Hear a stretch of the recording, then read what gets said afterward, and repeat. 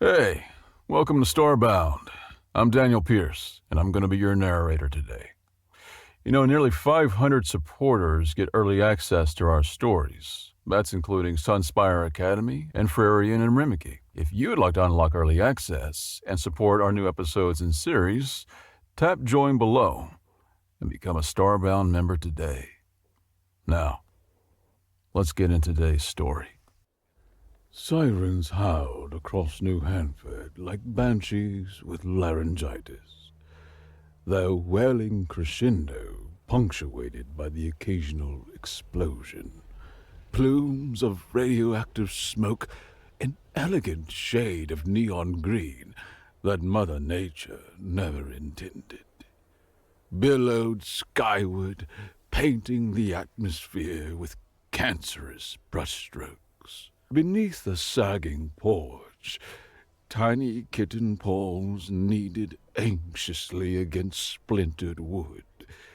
Bob, a whopping singular pound of ginger fluff and wide blue eyes, watched his world disintegrate.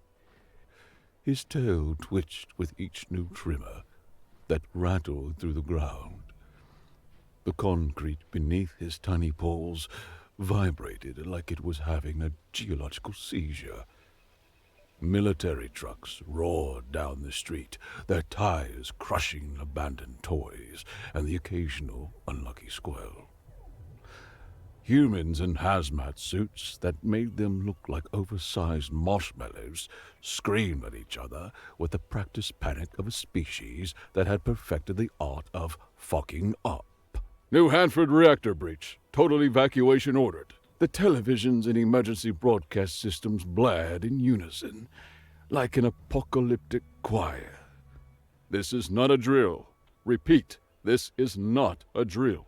No shit, Bob would have said if cats could speak human.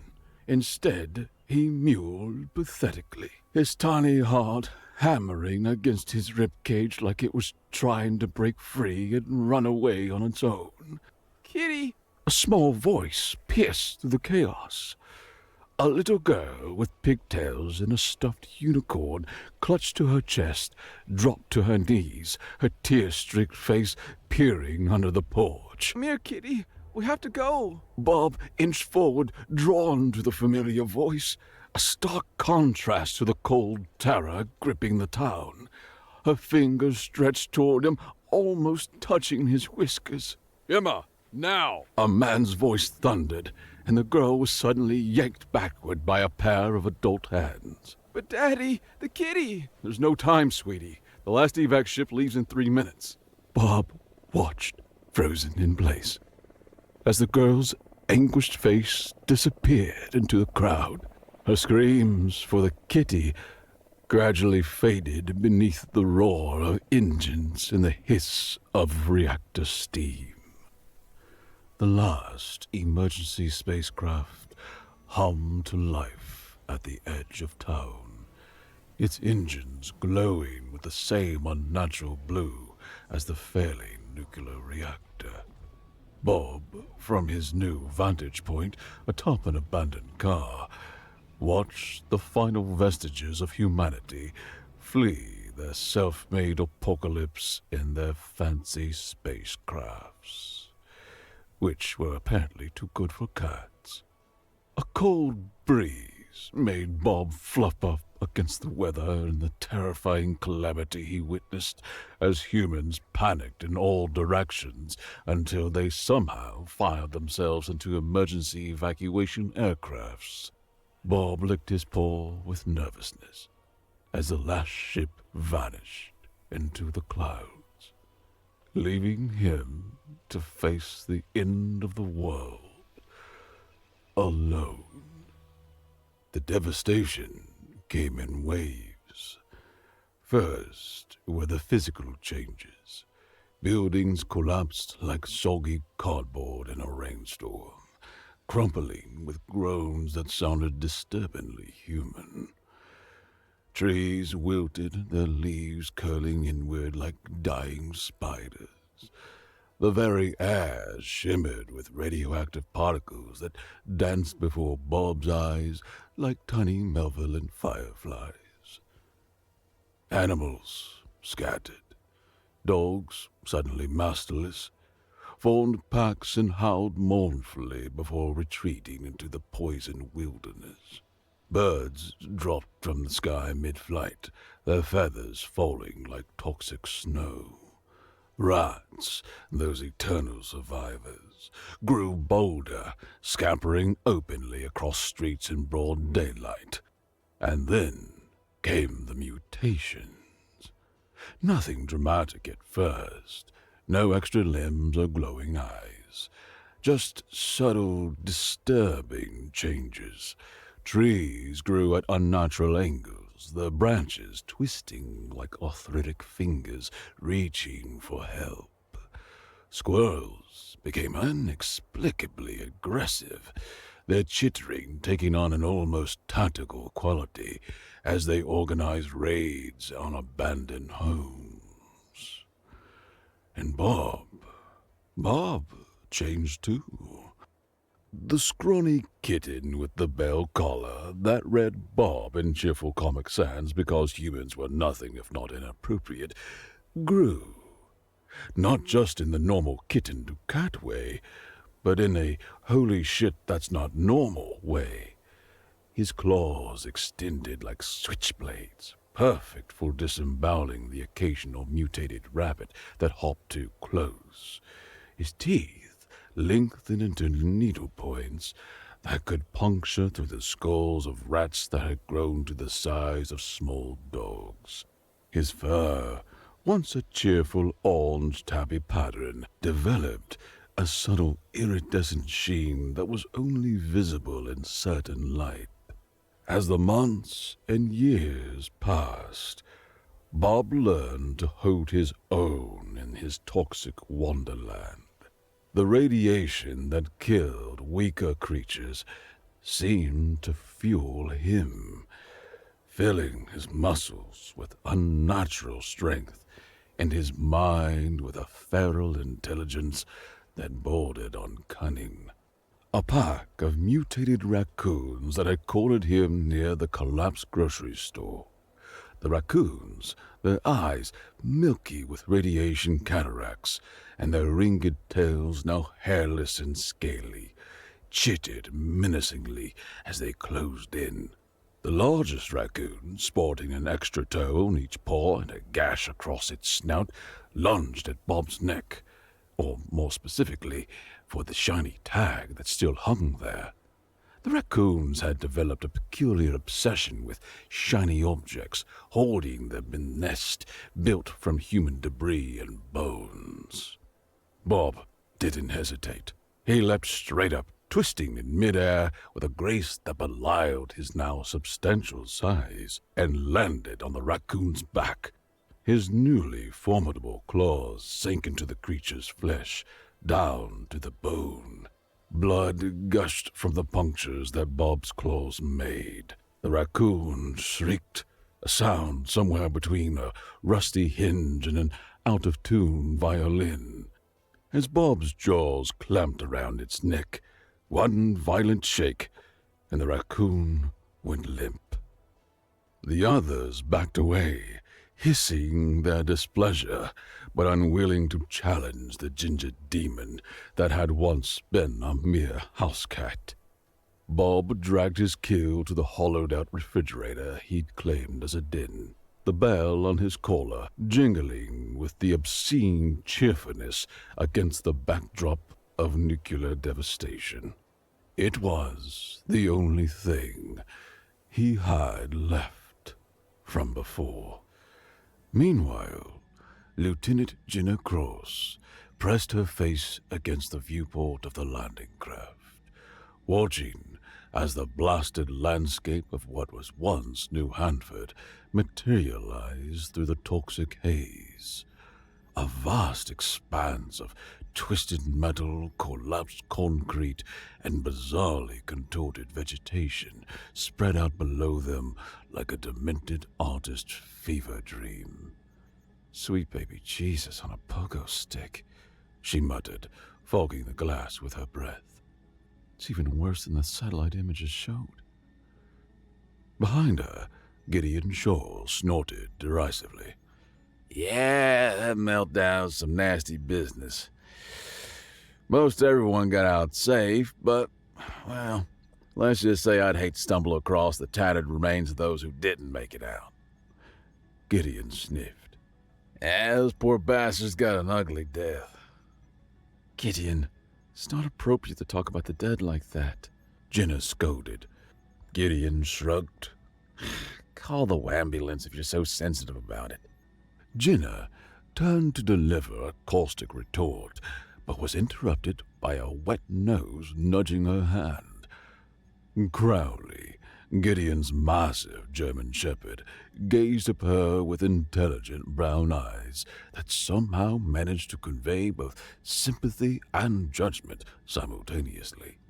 The dog was already suited up in his specialized canine radiation gear, a sleek silver-blue ensemble that made him look like a futuristic warhound. At least someone on this ship has manners, Jenna said, scratching behind Crowley's ear where the helmet didn't cover. Crowley had a way of making up for Gideon's crass personality. From the cockpit, the two Drakeer aliens monitored the landing sequence with precise, methodical movements that characterized their species.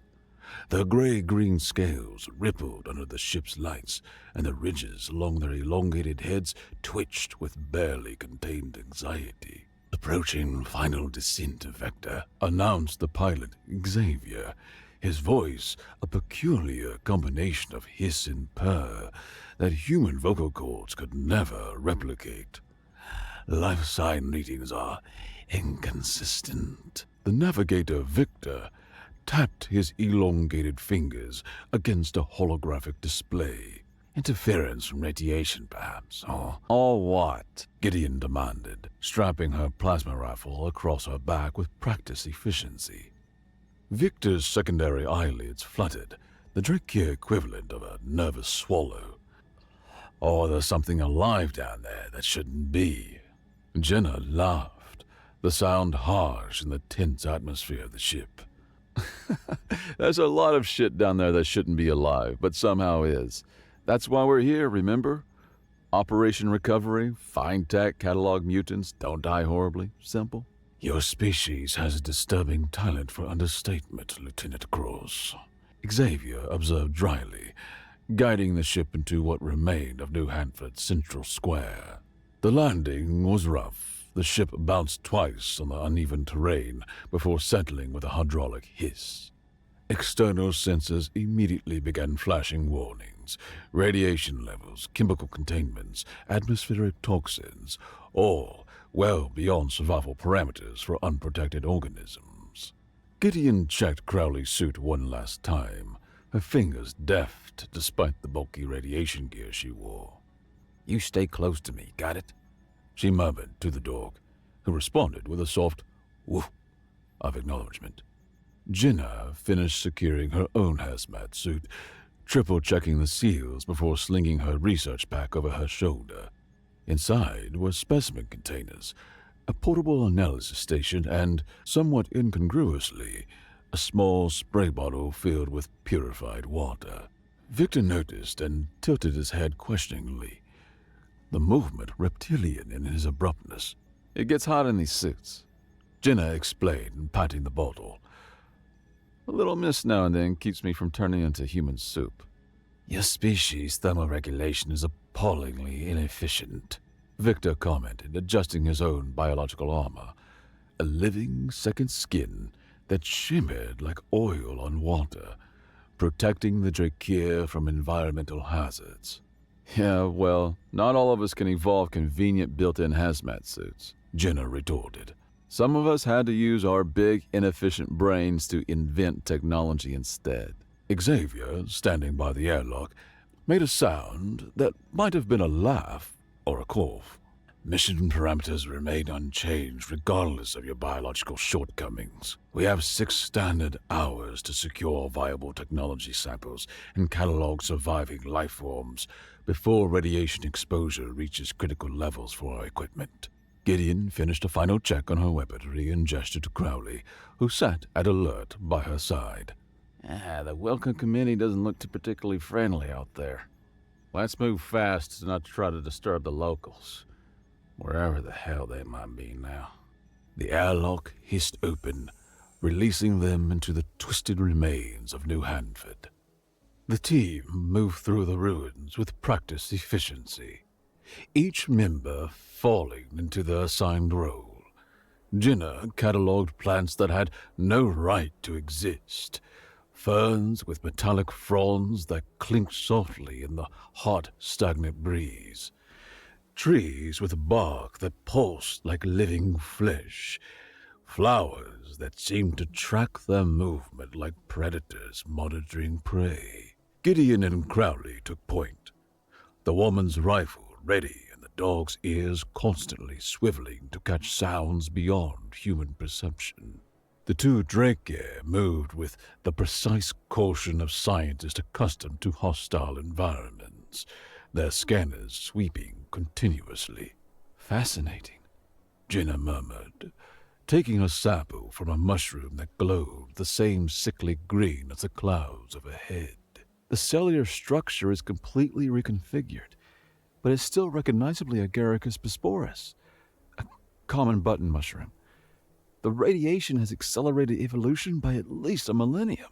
Less admiring, more collecting, Gideon called back. I'd rather not be here when the sun goes down. Victor suddenly hissed in alarm, his scanner emitting a series of urgent beeps. Movement detected at 3 o'clock, approximately 20 meters. The team froze, weapons raised. Crowley's fur bristled beneath his protective suit, a low growl vibrating through his chest. From behind a collapsed wall emerged raccoons. At least they had once been raccoons. Now they moved with an unsettling coordination, their hairless tails whipping behind them like scaly rudders, the paws sporting extra digits and elongated claws, clutched makeshift weapons, sharpened metal rods and broken glass. Those little shit-stains got tools, and apparently a plan, Jenna added as the creatures spread out in a classic flanking maneuver. Xavier's scanner beeped frantically. They're after our equipment. The shiny components, specifically. Crows are attracted to shiny objects, Jenna said automatically. Raccoons are similarly intelligent scavengers, so it makes sense that... less lecturing, more problem-solving, Gideon snapped, raising her rifle. Crowley solved the problem for them, with a bark that echoed through the ruins like a thunderclap. The massive dog lunged forward, his protective gear gleaming menacingly in the filtered sunlight. The raccoons hesitated, chittering nervously among themselves. The standoff lasted 3 heartbeats before Crowley barked again, this time with a deeper, more threatening timbre. The raccoons broke formation, scattering in all directions. All except one, which darted between Xavier's legs with startling speed and snatched the Drakeer's ration pack before vanishing into the ruins. "My nutrition supplements!" Xavier wailed, the sound so unexpectedly high-pitched that Jenna burst into laughter despite the tension. "Don't worry," she smiled. "I packed extras, though I should warn you, they're human formulation. Might give you some interesting, digestive experiences." Victor made a sound suspiciously like a snicker, earning a glare from his companion. "This is hardly amusing." Xavier sniffed, his scales flushing a darker green in embarrassment. "Those creatures displayed coordinated hunting techniques. If they've evolved such advanced behaviors in a mere 7 Earth years since the meltdown." "Yeah, and this place is even more fucked up than we thought," Gideon finished for him, scratching Crowley behind his protective helmet. "Good boy. Extra treats for you when we get back to the ship." The dog's tail wagged happily, smacking against Gideon's leg with metallic thunks from the suit's reinforcement. Jenna sprayed a fine mist onto her face inside the hazmat helmet, relishing the momentary coolness. Let's keep moving. I want to check out that collapsed research facility on the north side before our time's up. As they resumed their careful trek through the ruins, none of them noticed the pair of luminescent eyes tracking their movement from the shadows of a twisted fire escape. Eyes that narrowed with predatory interest at the newcomers. Bob had been stalking the intruders for 27 minutes. In the years since humans had abandoned New Hanford to its radioactive fate, Bob had developed certain routines. Wake at dawn, hunt the mutated vermin that scurry through the ruins, defend territory from raccoon incursions, nap in the slanted sunlight that filtered through the toxic clouds. Repeat. It was a simple existence, free from the complications of scratching posts, laser pointers, and the indignity of litter boxes. Bob had adapted to his solitary kingdom with the imperious satisfaction only a cat could achieve in a post-apocalyptic wasteland. Then these things arrived. Two were obviously human, their scent unmistakable even through the protective suits. The large animal was clearly canine, triggering Bob's instinctive disdain. But the other two, they smelled wrong, like nothing Bob had encountered in his territory before.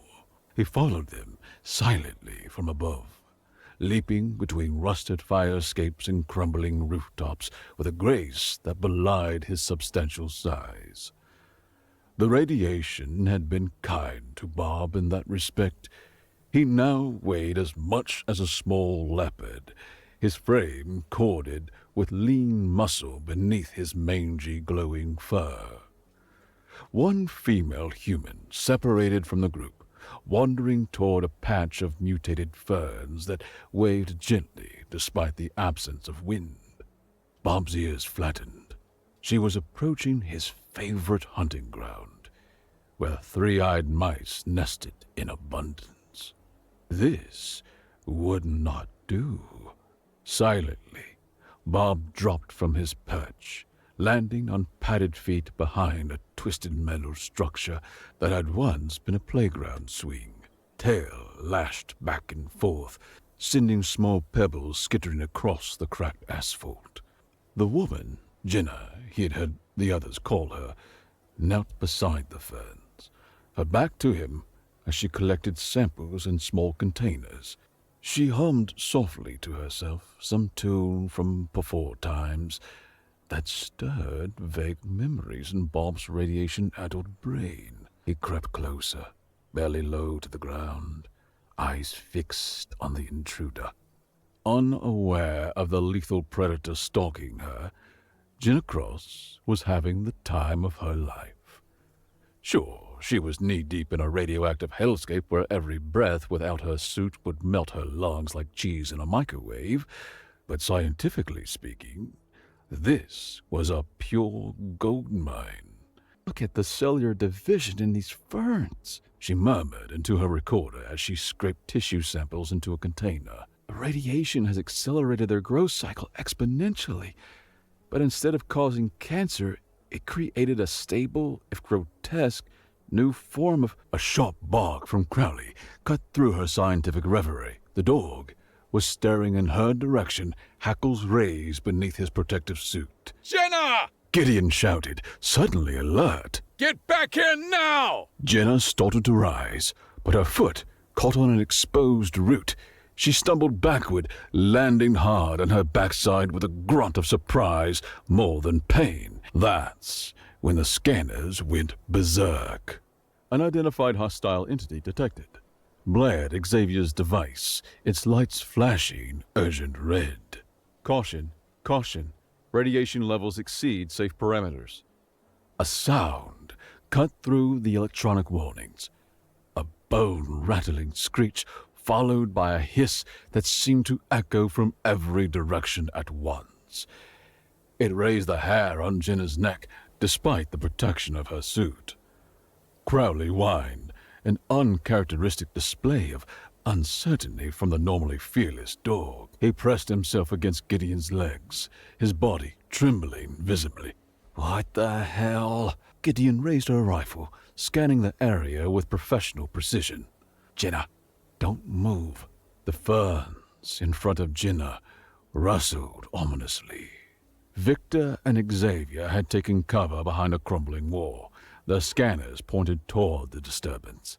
The radiation signature is unlike anything in our database, Victor reported, his voice tense. It's as if the creature has incorporated the radioactive elements into its biological structure. Fascinating. Jenna breathed, her scientific curiosity momentarily overriding her sense of self-preservation. The ferns parted. First came the eyes, luminous green-blue orbs that seemed to burn with an inner fire. Then a head materialized, feline in shape with ears tattered from old battles.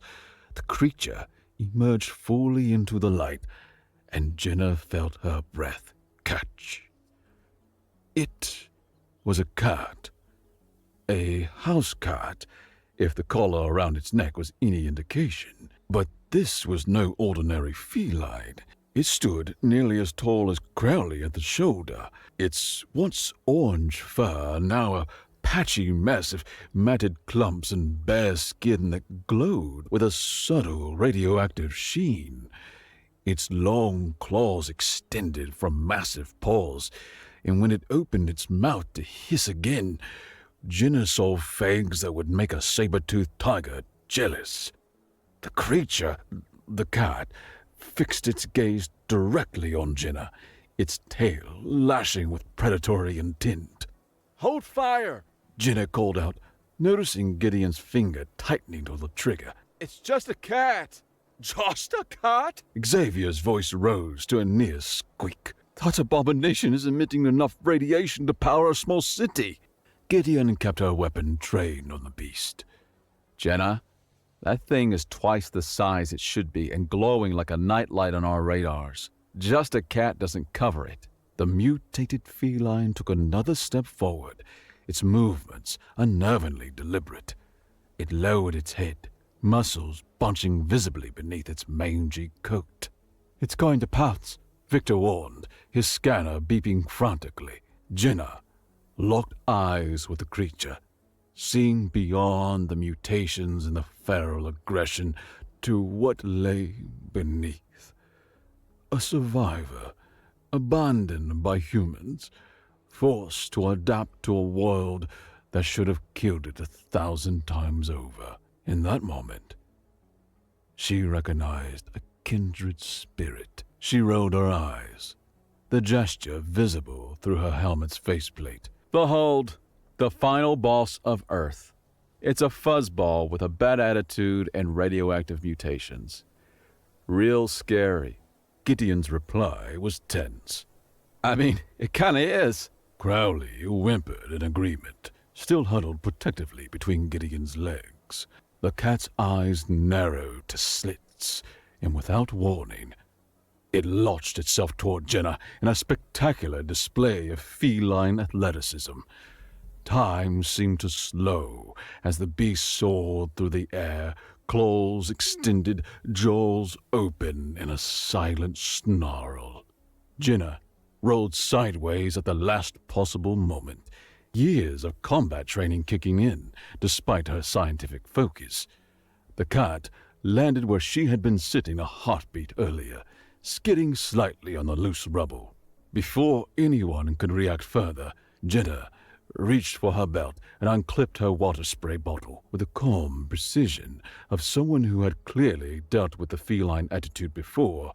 She spritzed a fine mist directly at the mutated cat's face. Effect was immediate and almost comical. The fearsome predator, terror of the wastelands, radioactive apex hunter, made a small, annoyed sound and skidded backward, shaking its head vigorously. Its fur, suddenly flattened by the water, revealed a much smaller frame than its fluffed-out appearance had suggested.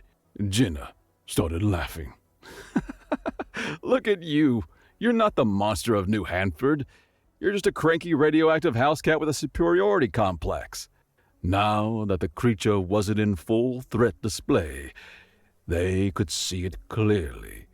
While still larger than an average house cat, closer to a Maine Coon in size, it was nowhere near as massive as it had initially appeared. Its emaciated body was mostly concealed by matted, overgrown fur, and what they had mistaken for a radioactive glow was simply the iridescent quality the radiation had given to its coat. Tiny, radioactive, and filled with hate, Jenna declared, studying the now disgruntled feline with professional interest. A true survivor. Gideon lowered her weapon slightly, a grin spreading across her face. What a little terror.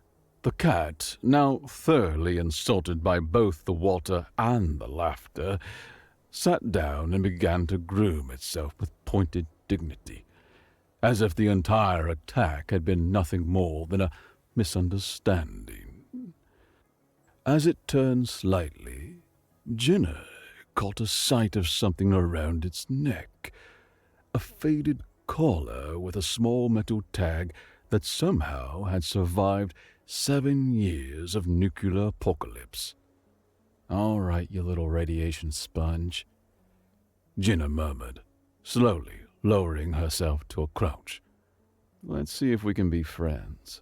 The cat, fur still damp in patches from the spray bottle assault, watched her with narrowed eyes, tail twitching in what could be either lingering aggression or budding curiosity. Jenna reached into her pack and pulled out one of the sealed MRE packets. "Beef stroganoff," she announced, tearing the package open. "Not exactly gourmet, but better than whatever three-eyed rat you've been eating." Xavier hissed in alarm. "Lieutenant Cross, I must protest. The creature is clearly dangerous and unpredictable. Feeding it will only encourage—" "Oh, pipe down," Jenna interrupted, not taking her eyes off the cat. "He's just hungry and territorial. Probably hasn't seen a human since the evacuation." The cat's nostrils flared, catching the scent of the processed meat. Its ears swiveled forward with sudden interest, though it maintained its aloof posture. "That's right," Jenna cooed, holding out a small portion of the MRE in her open palm.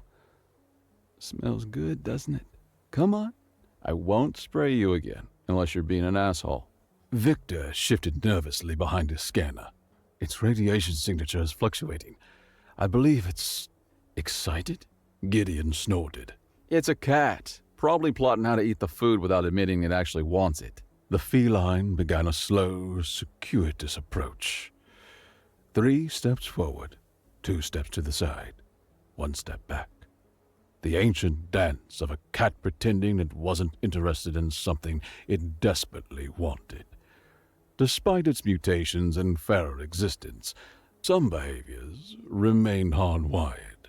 "If it attacks, shoot it," Gideon instructed Victor and Xavier, who had raised their plasma weapons with shaking hands. "If either of you shoots this cat, I'll personally ensure you're assigned to waste management duties for the next decade." Jenna replied without looking back, her voice pleasant but edged with steel. The cat crept closer, its movements becoming more deliberate as it neared the food.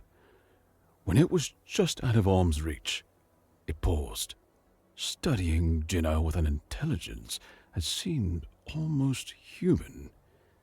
Then, in a movement almost too quick to follow, it darted forward, snatched the MRE from Jenna's hand, and bolted behind a half-melted car to devour its prize. The metal tag on its collar caught the light as it moved, confirming what Jenna had suspected earlier.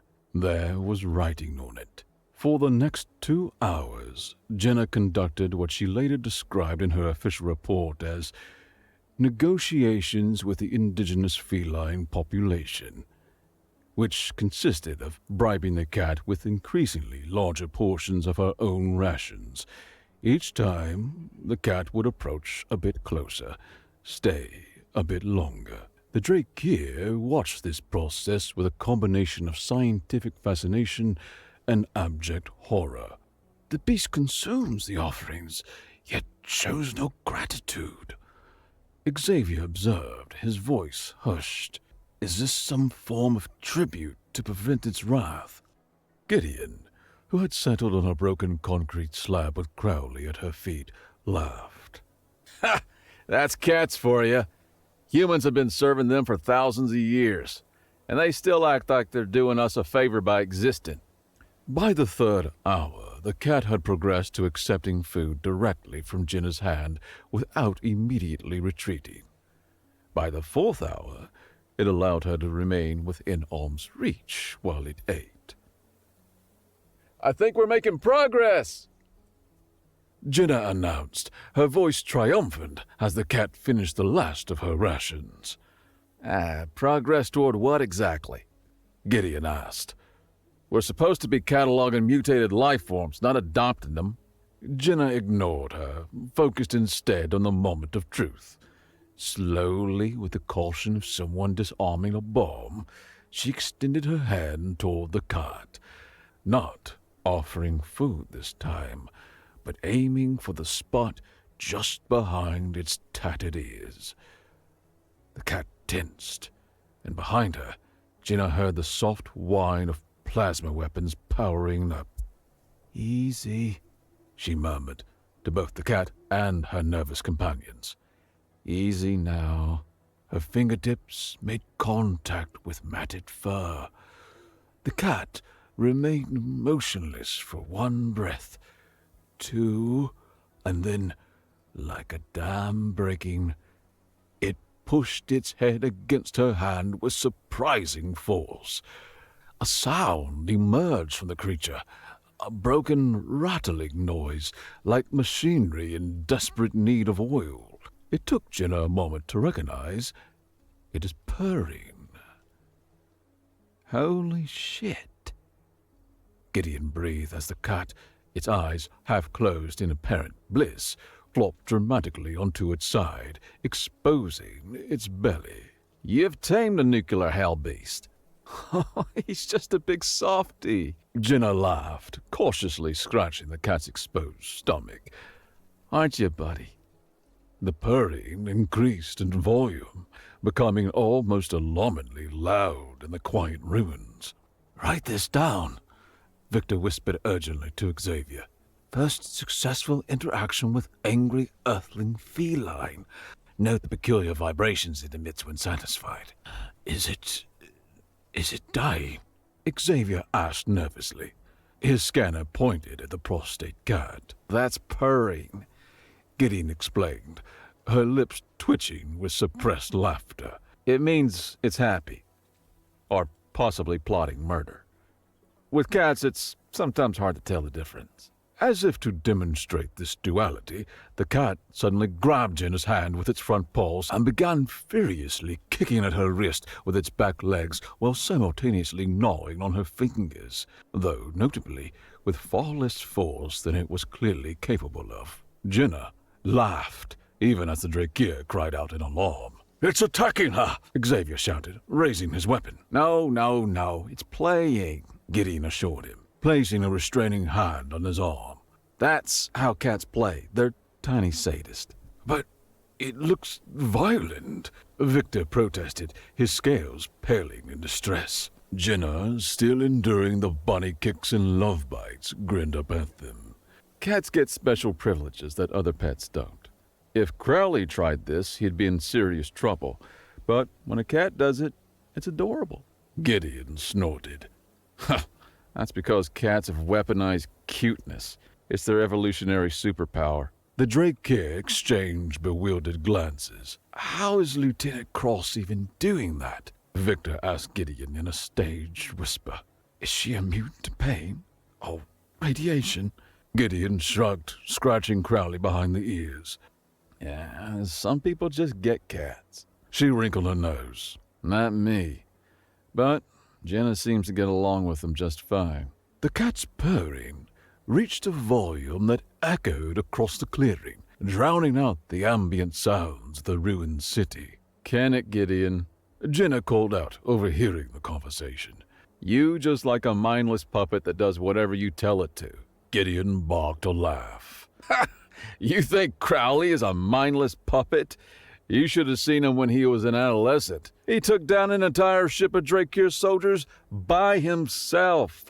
Bob is afraid of a spray bottle. At the mention of Bob, the cat's ears twitched. Jenna noticed and reached for the tag on the collar, turning it to read the faded lettering. Bob, she said experimentally. is that your name? Bob? The cat's purring intensified, and it headbutted her hand with surprising force. Bob it is, then, Jenna declared with a satisfied smile. The Drakeir, intrigued despite their initial fear, edged closer. The humans of ancient Earth worshipped felines as divine beings, did they not? Victor asked, his scientific curiosity overcoming his caution. For good reason, Jenna interjected, still scratching Bob's exposed belly. Gideon nodded. Cats have a long history with humans. Ancient civilizations, like Egypt, considered them sacred. More recent times, they've been valued as pest control on farms and ships, keeping rodent and bird populations in check. And they're excellent judges of character, Jenna added. If a cat likes you, it's because you've earned it, not because you've trained it to like you. Bob, apparently satisfied with his belly rubs, stretched luxuriously before climbing onto Jenna's shoulders with surprising delicacy, considering his claws. Once perched like a furry epaulet, he began purring directly into her ear with the volume of a small engine. Time to head back, Gideon announced, checking her chronometer. We've been out here almost 5 hours. Radiation exposure limits are approaching critical. Jenna stood carefully, balancing with the cat on her shoulders. What do you think, Gideon? Do you think Crowley and She glanced at the name tag again. Bob will get along? Gideon smirked, eyeing Crowley's wary posture as he watched the cat. I think they'll absolutely hate each other. Bring them aboard. We'll get him vaccinated and shave off those masks in his fur. As they made their way back to the ship, Gideon fell into step beside Jenna. What are the chances Xavier and Victor will ever recover from their fear of cats? Jenna laughed, but Bob's purring was so loud that she didn't hear the question. What? She shouted, pointing to her ear where Bob continued his thunderous rumbling. Gideon just shook her head, grinning as she approached the ship with their unlikely new crew member. Item 7 on today's agenda. Jenna announced to the assembled research team back at the orbital station, her voice carrying the authoritative tone of someone who brooked no argument. The classification and protection status of indigenous feline entities in radiation zones. On the holographic display behind her, an image of Bob appeared, now bathed, dematted, and looking considerably less apocalyptic, though no less smug. The transformation was remarkable. Without the dirt and tangled fur, he was revealed to be a handsome orange tabby with striking blue eyes that still retained their radioactive glow. Xavier shifted uncomfortably in his seat. Since their return from New Hampshire 3 days ago, the Drakeir scientist had maintained a minimum distance of 15 feet from Bob at all times, convinced that the cat was plotting against him specifically. "Lieutenant Cross," began Commander Robinson, the station's human CO.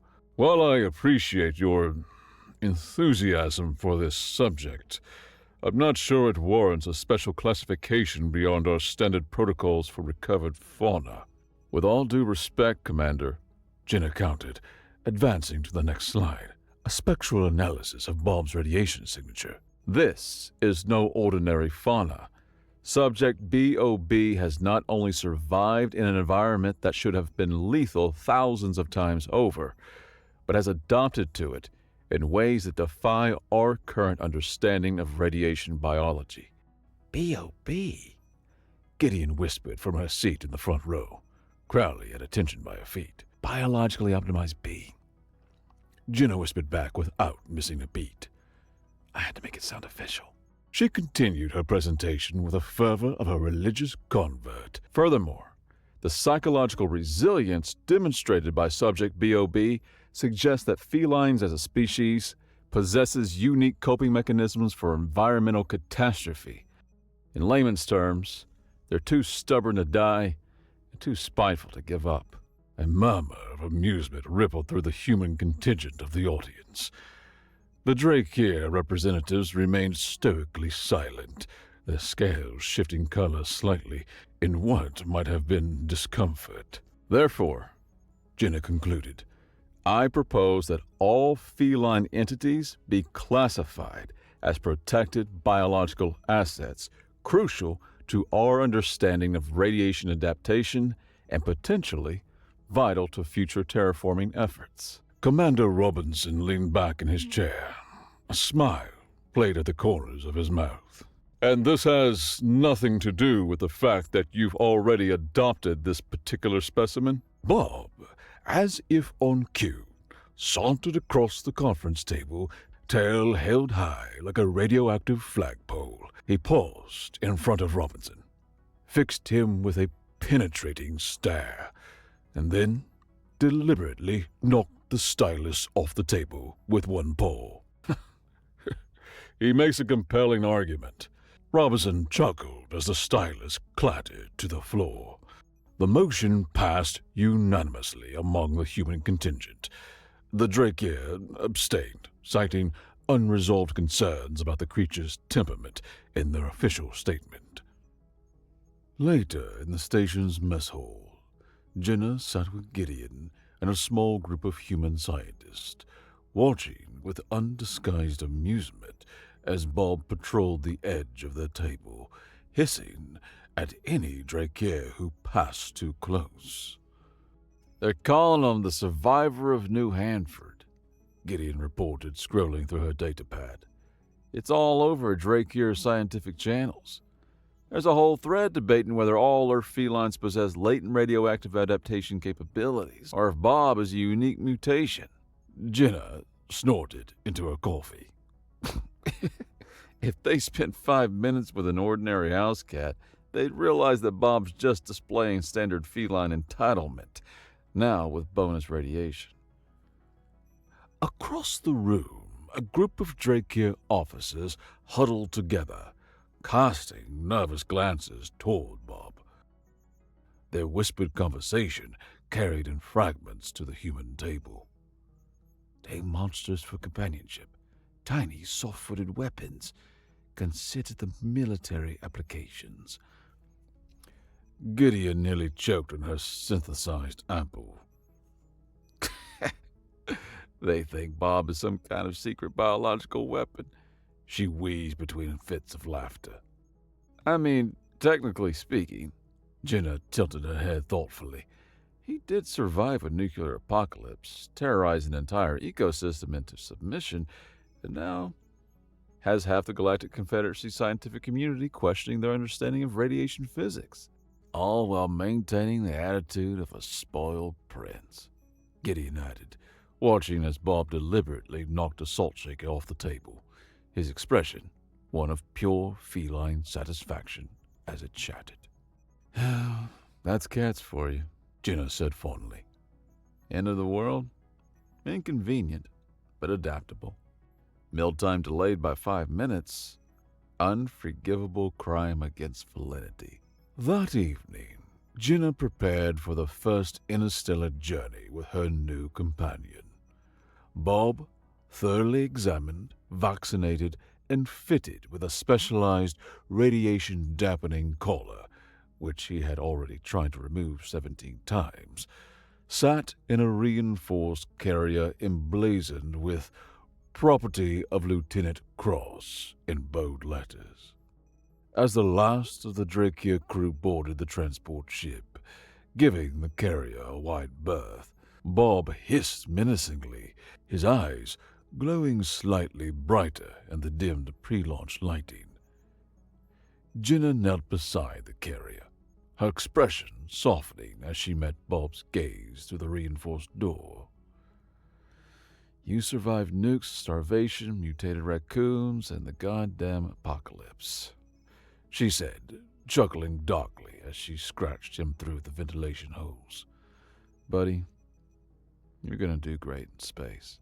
Bob's only response was a purr that vibrated the entire carrier, and, some would later swear, caused momentary fluctuations in the ship's gravitational systems. As Earth fell away behind him, a small orange cat with a radioactive glow and an attitude bigger than the planet they were leaving stared out the viewport, contemplating his new domain. The galaxy didn't stand a chance.